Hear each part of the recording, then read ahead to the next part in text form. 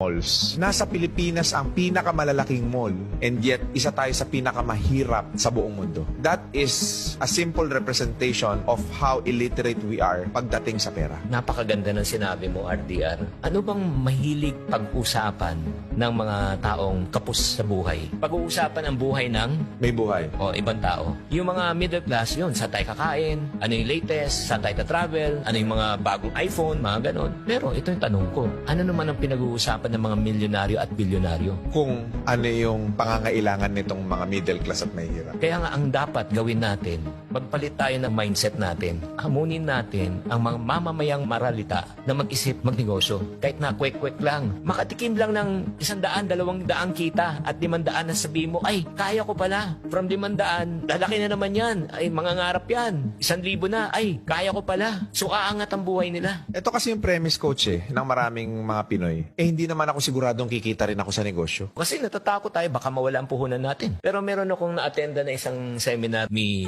Senator Manny Villar. Sabi niya, nagtataka ako sa ating mga Pilipino, bakit tayo natatakot mamuhunan at mag-umpisa ng negosyo? Walang-wala na tayo eh. Nasa ilalim ka na nga eh. Ano pa mawawala sa'yo? Eh wala ka na at the first place. Ang dapat daw matakot na mamuhunan yung mga tao may milyon at bilyon. Nakakatakot mag-drive pag di mo alam. Nakakatakot mag-bike pag di mo alam. So ano solusyon? Pag-aralan mo.